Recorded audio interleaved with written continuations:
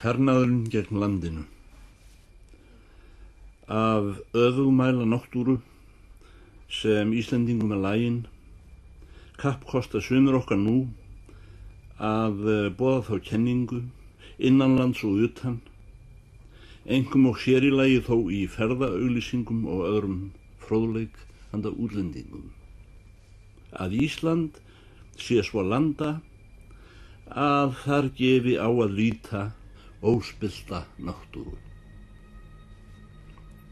Margur reynir að svæfa minnimáttarkennd með skrumi og má vera að okkur sé nokkur vorkunn í þessum pósti.